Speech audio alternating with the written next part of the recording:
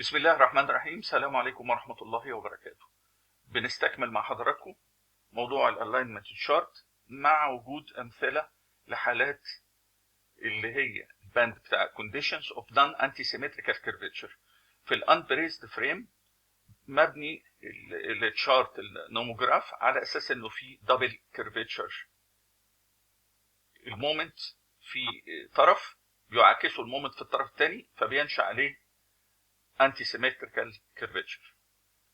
وأين إن شاء الله هنتكلم عن البورتر فريم approximate method، الطريقة يكون عندك بورتر فريم إزاي إن أنت تقدر تحسب البندنج مومنت عن طريق افتراض أماكن للهنجز في منتصف الجردر، والوضع بتاع البورتر فريم إذا كان عنده fixed support. نمرة 4 الام فاليو فور اند كونديشن فور جيردرز اوف unbraced فريم.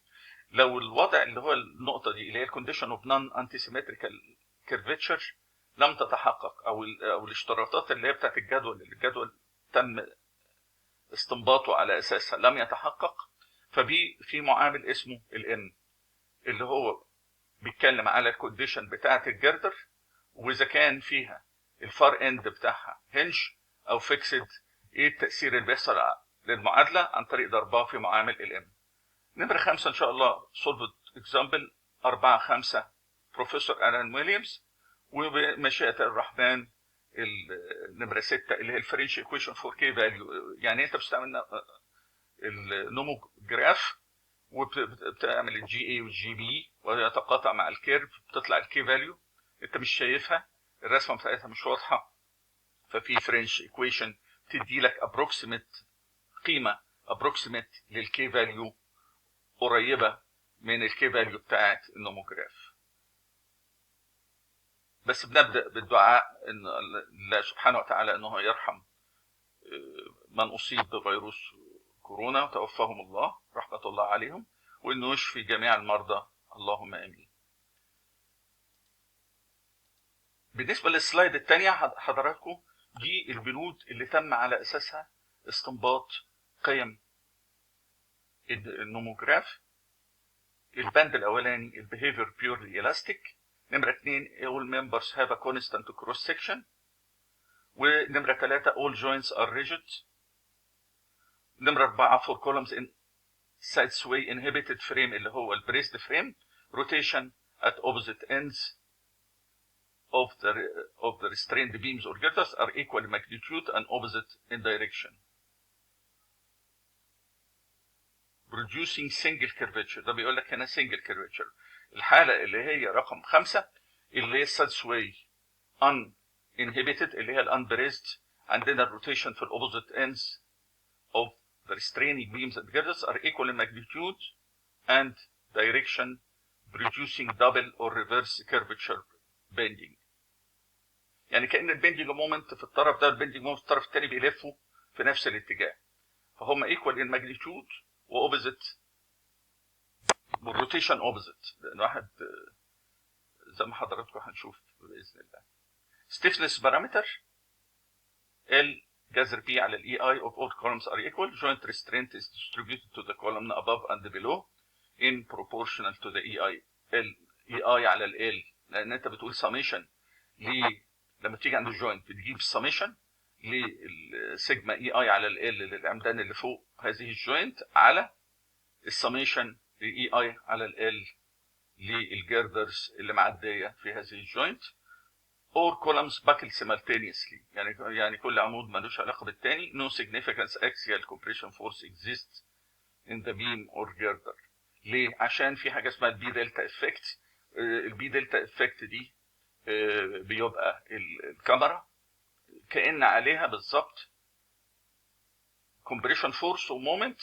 ونتذكر مع حضراتكم موضوع اللي هو الانترميديت اكسنتريسيتي والسمول اكسنتريسيتي والحاجات اللي احنا كنا بندرسها زمان لما يكون عندك قطاع عليه كومبريشن فورس وبيندنج مومنت. ده بالنسبه للانبريزد فريم. ده النوموجراف الجي اي، الاي اللي هي النقطه العليا مثلا، والجي بي اللي هي النقطه السفليه للعمود. يعني العمود اي بي اذا خدته من فوق اعتبرت ان النقطه الفوقانيه A والنقطه السفليه B، بعد ما بتجيب السميشن بتخش بالقيمه على هذا الطرف، والطرف الاخر بعد ما بتجيب السميشن للعمدان وعلى الجردرز بتخش بالقيمه على الطرف الاخر. زي ما حضراتكم شايفين ادي الاي وادي البي، بتجيب السميشن للعمدان اللي بعدها على الجوينت A من فوق وتحت، بتجيب سيجما اي اي على ال على سيجما اي اي على ال للجردر اليمين والجردر الشمال. ده بالنسبه للجوينت A. وبالنسبه للجوينت B بتقول لو العمود ده ممتد من طرفين بي اي مثلا وبي سي، يبقى عندي هنا عمودين، يبقى السميشن اي اي على ال للعمدان على السميشن اي اي على ال على الجردر بي رايت وليفت. وبالنسبه للفيكسد سبورت، الفيكسد سبورت بيعتبرها الكود جي بتساوي 1 للفيكسد سبورت، واما بالنسبه للهنجد سبورت فبيعتبر الجي بتساوي 10.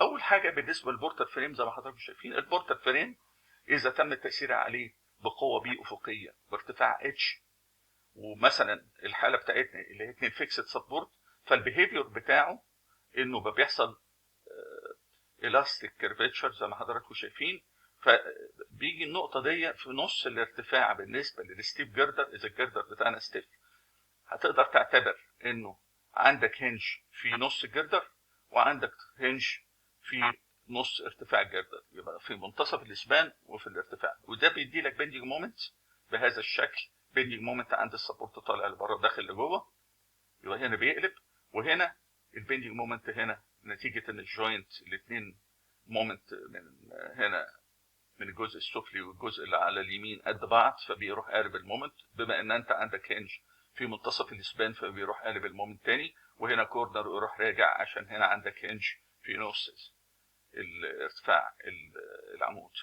الحاله الثانيه الفليكسبل جردر. لما يكون عندك فليكسبل جردر النقطه بتاعه الانفليكشن بوينت بتبقى قريبه من نهايه العمود من اعلى، ودي النقطه اللي هي الكونترافليكشر بتاعه الجردر بتبقى في النص، وبالتالي الشكل بتاعنا بيختلف بالنسبه للبيندنج مومنت اللي هو زي ما حضراتكم شايفين ده من كتاب بروفيسور ريدي.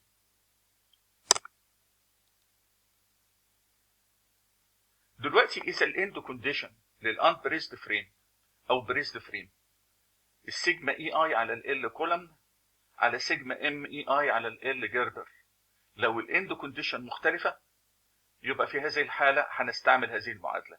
في الحاله الطبيعيه فان قيمه الام بتساوي 1.